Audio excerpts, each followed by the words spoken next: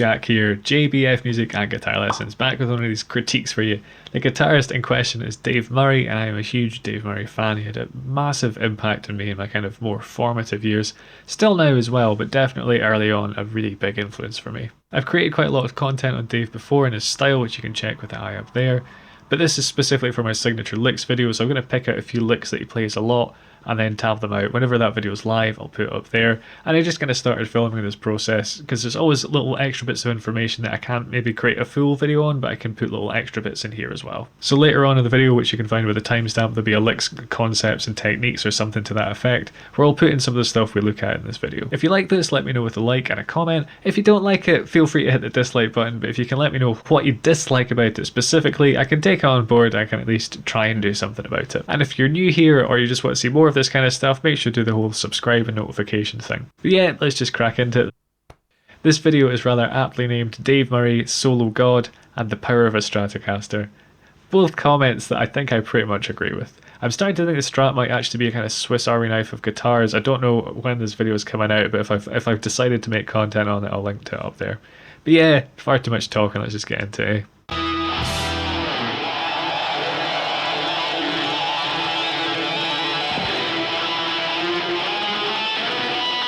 Okay, that's cool. So what he started off doing was trilling there, going rapidly between two notes. This is a staple of Dave's playing, which I've covered before there. You've probably seen guys like Jimmy Page do it, where he just kind of trills the open string. Guys like Dave Murray maybe took it a bit further, where they started moving up and down the fretboard more. And then you had guys like Van Halen, who was like, well, he's doing it with his left hand, so why don't I use my right as well? I've done one of these videos on Van Halen as well, you can check that with the eye up there. But let's get back to Dave. He'd just gone into some octaves here, and it sounded like he was using the Phrygian dominant. I don't know who started using the Phrygian dominant in metal, but it works really well. You'll get this like slightly kind of exotic but edgy kind of evil sound.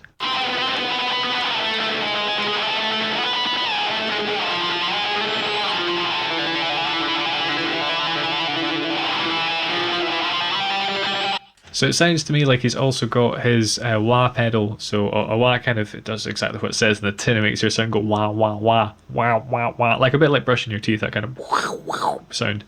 So it sounds like he's got it rocked a bit forward, which will add a bit more treble and make it a bit scratchier. It can be good for leads because it can kind of push the high end of the amp, make it saturate a bit more, and it'll also really cut in the mix. For me, it's maybe pushing it on the edge a wee bit too much, and maybe roll back the tone pot a bit. But you don't know how this has been recorded, and I don't know how many times it's been filtered before it's arriving on my screen in front of me, so the audio quality might have started off a bit higher than it is now.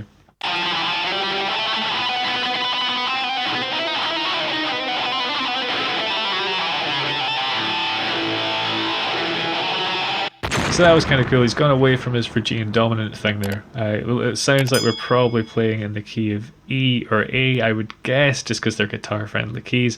But that was a nice little bit of legato he did up there. It was a bit more metal than the stuff he normally does, a bit more kind of Paul Gilbert sounding. Yeah, cool.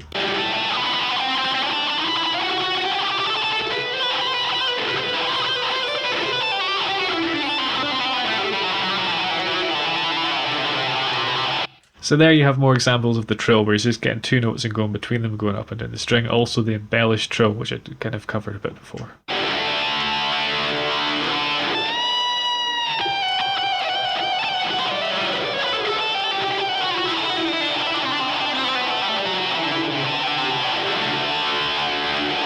One of the things about Dave's trilling, why it sounds so cool, is because he doesn't do it in a predictable way. So he doesn't go like 1 2 3 4 1 2 3 4 1 2 3 4. He'll kind of push a bit ahead and pull a bit back and just play on intuition, so it doesn't sound as rigid as it could do. That's a huge part of why his soloing sounds so fluid and sort of dynamic in that regard.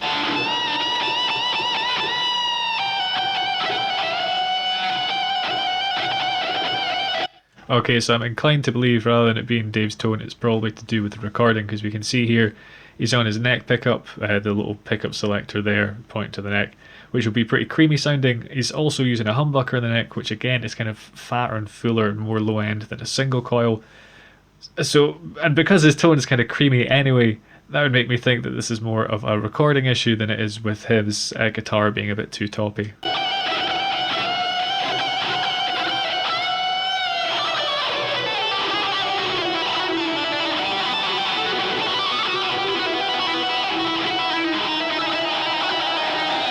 So a little brief flirtation with the harmonic minor there, Phrygian dominant being a mode of the harmonic minor. I have covered Phrygian dominant before, so if I've not mentioned it, I will link it up there, so I don't want to dive too much into it, but it's like a classical scale that used in metal. You'll get it sounding a bit more kind of neoclassical or a bit more exotic. We've also had a little bit of the open string there, which is nice, and when you hammer on from the open string, you sometimes inadvertently hit these like partial natural harmonics, and it has this sort of almost alien sound to it as well.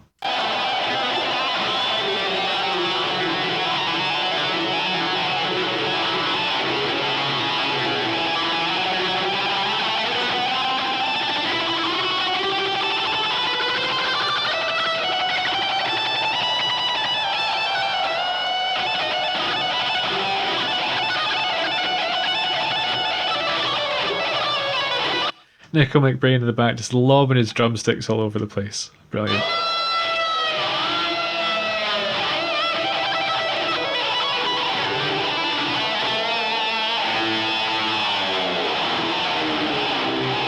I think for me, Dave Murray is probably like one of the first players to really nail the kind of blues mixed with heavy rock thing, because he had guys like kind of Clapton and Page and Hendrix, and I suppose Blackmore to a certain extent, where some of their playing was quite blues based, and with Blackmore some of it was just kind of zany, you know, just doing his kind of whammy bar stuff and his crazy noises. I think Dave managed to take a lot of that kind of blues based playing but make it still fit in this kind of heavier context that is Iron Maiden. I think that's probably one of the reasons I really appreciate his style, because it's kind of like melding these two worlds. They're not that far apart, but when you listen to Clapton and you listen to the likes of like Hallowed Be Thy Name or something off Power Slave, there's definitely a difference there.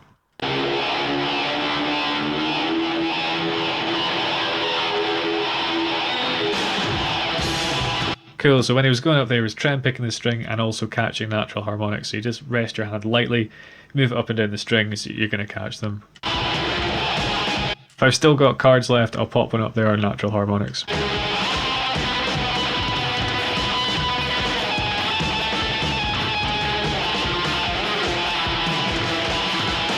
10 points if you heard that exotic Phrygian dominant sound there again.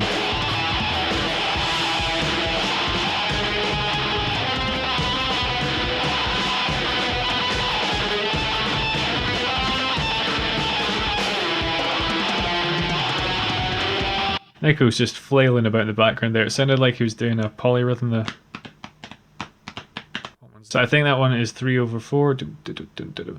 Pass the gosh darn butter. I think that's what the guy from Signal Sounds Music calls that one.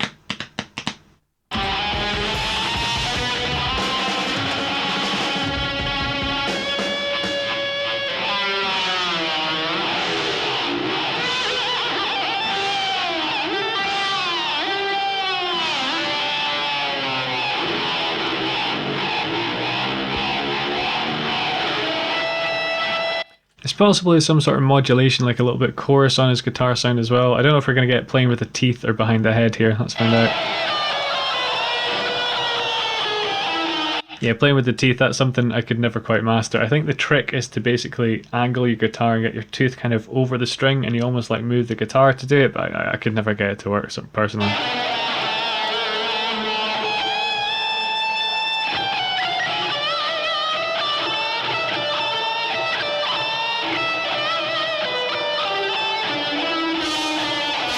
I had to say, he's picking very accurately with his teeth as well. Normally people just do 1 or 2 notes, but he's kind of going through a scale here.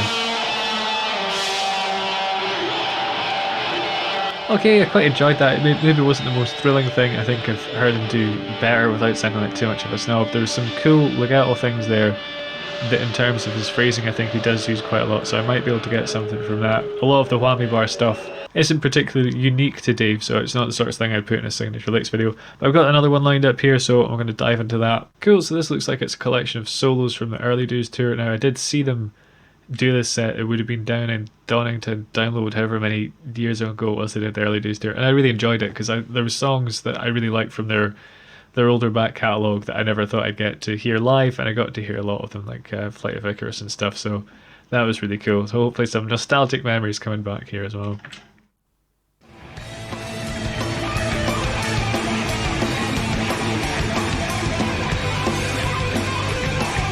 Yeah, okay, I'm pretty much going to put that lick in the signature licks because that was in his last one as well, and I do think of it somewhat synonymous with his playing, right?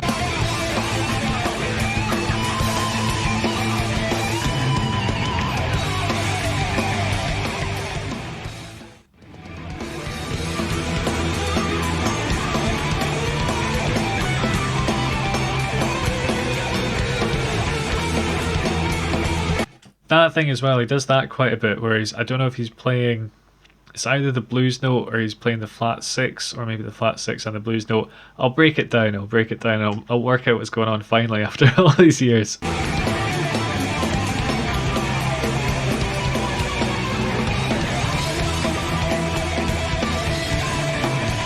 So that's some more of the trem picking using the open string there, classic Murray.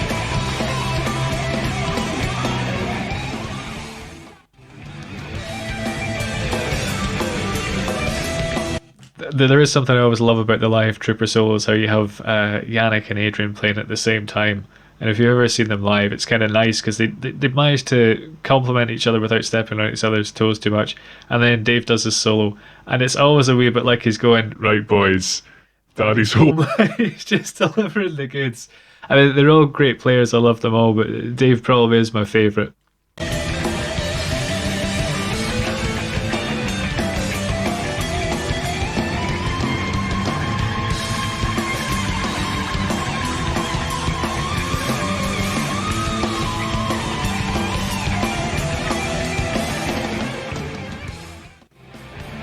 That was nice. There's a little Acacia Avenue sign in the background there in the set. That's the thing with Maiden as well. That it's not just a experience in terms of music. There's all the kind of set design and stuff like that. Always a good show.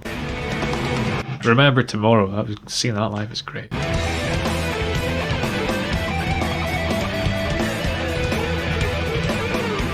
Cool. So in terms of his tone, I could hear it fairly clear there, and as well as having like his overdrive, it sounds like there's perhaps a tiny bit of modulation. I'm going to think maybe a chorus. I think he's also got delay and reverb on. I think the delay is probably quite short, so you can have say like maybe 50 milliseconds, and it has this almost kind of doubling effect, so it makes your tone a bit thicker and creamier. If you hear that on a guitar by itself, it's probably going to sound a bit weird, but in a full band mix, it just generally makes it sound a little bit creamier. So that's one of the tricks you can use if you want that kind of creamy Dave Murray tone.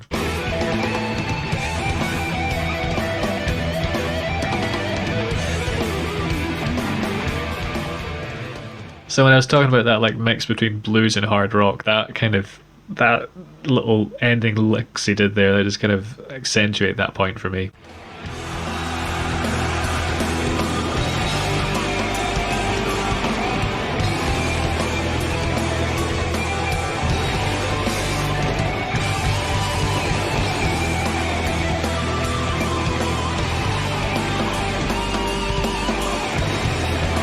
That's the thing that's really good with the trilling. It gets you up and down the neck really quite easily in quite a fluid way without having to do position shifts. It gets you thinking about the guitar in a different way. Instead of playing it up, like kind of across the waist like this, you play it up and down as well.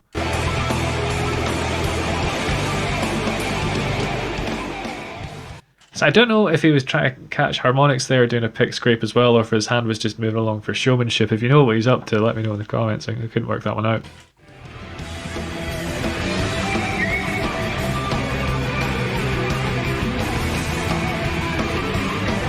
So Run to the Hills is one of my least favourite Maiden songs, full disclosure, but it's one of the ones I will put on specifically to listen to Dave's solo, because I just think he rips it in that one.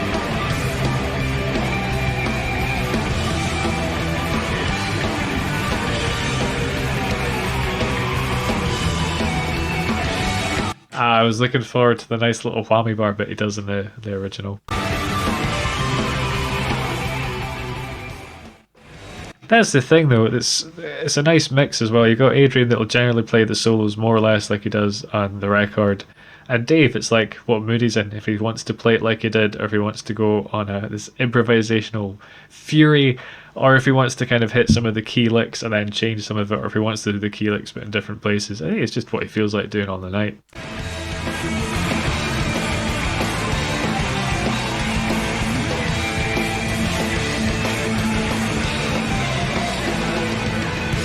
So like that one there, he started off playing it almost, I think it was identical to the original recording. And now he's going off in his own little Murray tangent.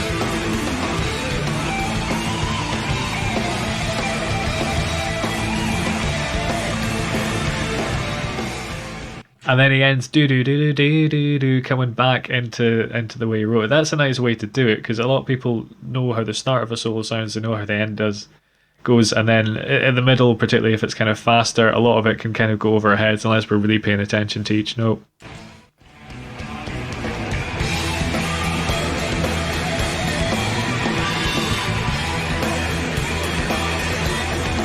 Did a bit of laugh face going on there, all that.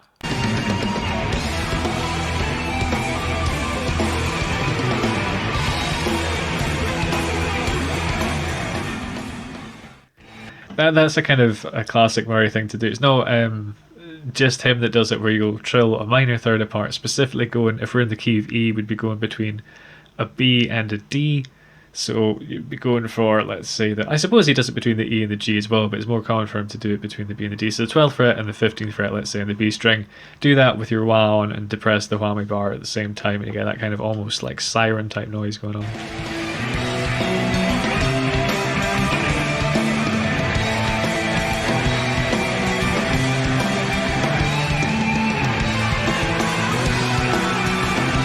Die With Your Boots On. It's one of those songs, I really like the intro. I quite like the verse, and then the chorus I'm never a huge fan of. And then Dave, this is interesting because when they're doing the older songs they haven't played in a while, he's maybe playing them more akin to how he did way back when they recorded them, than the ones that they kind of have more regularly in their set.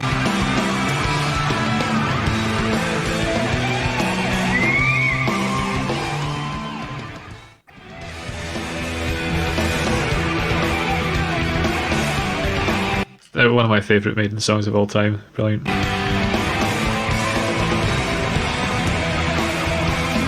That's his use of exotic scales there. So we'd be in the harmonic minor. So you hear it sounds a bit like almost like Egyptian or something like that, or kind of exotic harmonic minor.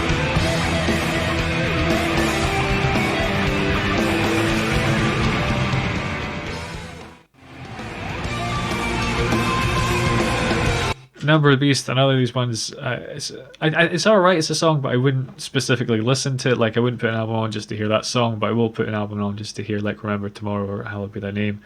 But again, it's a song I will listen to for Dave's solo.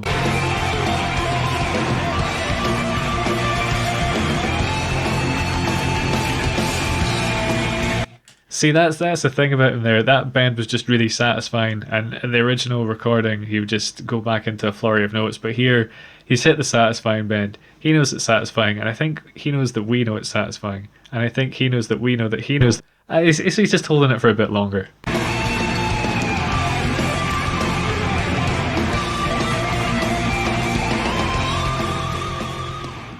It's a lovely vibrato on that last note there.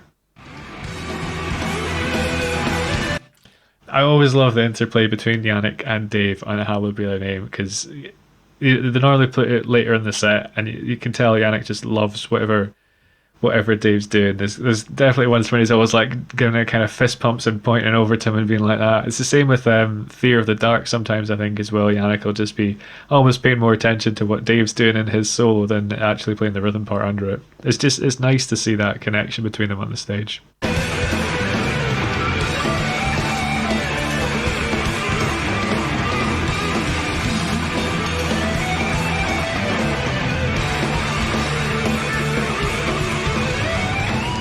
I've stolen so much from this man. I've stolen so many of his ideas and licks already. Oh, terrible.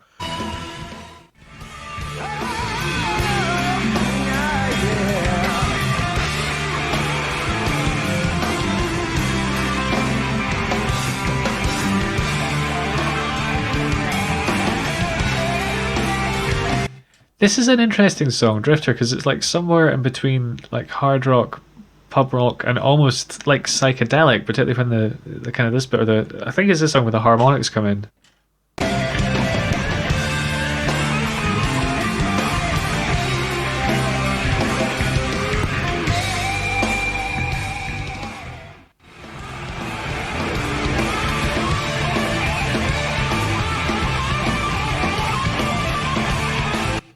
That main riff in Sanctuary, the opening one where it's kind of going between an A5 and just that bent G. If you listen to Appetite for Destruction, I'm not knocking that album. I think it's a great kind of metal hard rock album. There's loads of great songs in it. But you realise how much Guns N' Roses used that move. There's a good reason they used it. It sounds awesome, but you can get a little quarter tone bend on the G and then hit the open A, and it just sounds cool. It just has a slight more swagger to it. You can get some really cool riffs from that as well.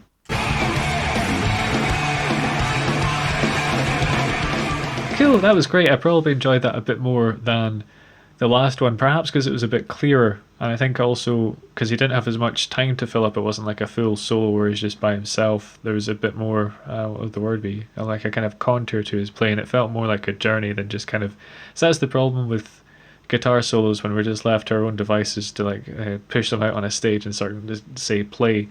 There's not always a huge sense of direction with it, something that's a bit hard to kind of build without just kind of splurging all at the start.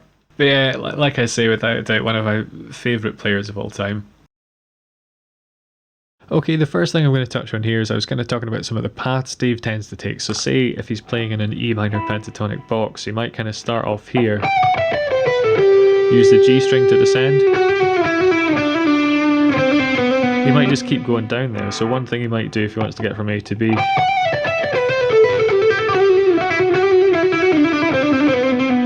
so basically I'm just going down the scale but using the sort of trills.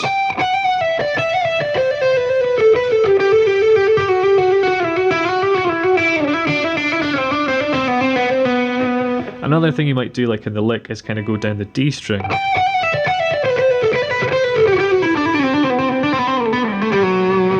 You might even go down the A.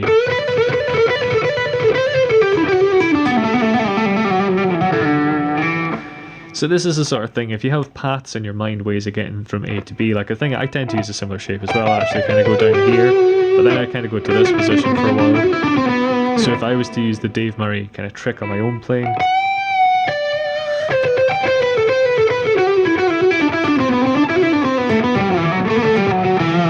so it's a bit sloppy, but basically I was thinking about kind of this pattern here, getting down to this one, and then playing around there. So it's a way of work out little like routes. It's almost like kind of pathways or shortcuts through like people's back gardens or something almost like that.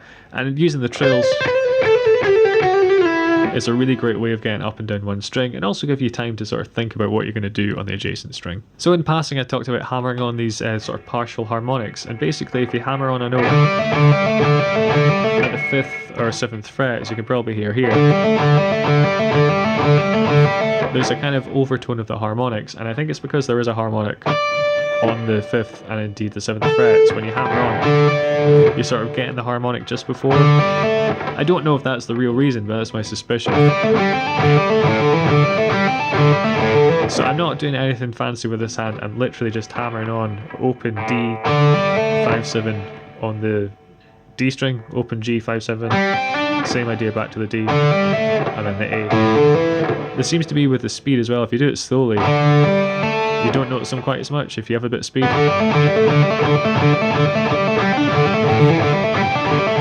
And up at the 12th fret as well as one. Not as obvious, you could try 9. Not so much, let's do 4 to 7. No, 5 to 7.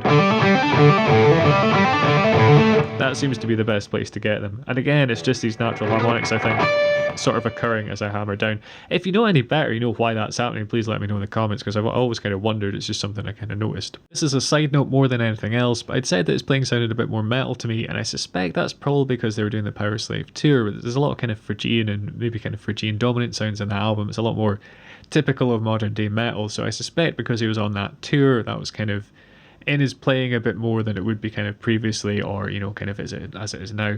So the other trick, this isn't exclusive to Dave, but it's a really cool one. You can basically hammer on like a trill. So I'm just going between the 12th and the 15th frets of the B string, which he does a lot, and you take your whammy bar at the same time and you just want to slowly depress that. So we're going to hammer on, pull off, and just dip the whammy bar. And you can do the dips, multiple dips. You get into Steve Vai territory there, I think, a little bit. But if you do the dive all the way, finish it off with a dive bomb. So what I'm doing there is doing the trill, dipping the bar, lifting the bar back up, kind of hitting this low E string with my thumb, and then dipping it back down. So I'm trying to do it slowly.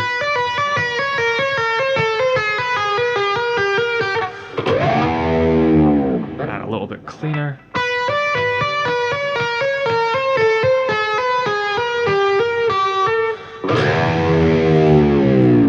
So you can pick the low E string. I just find it easier to get it with my thumb than to pick it. Totally up to yourself. And that'll work really nicely over an E minor thing. You could stick on your wah pedal as well. It's going to sound cool.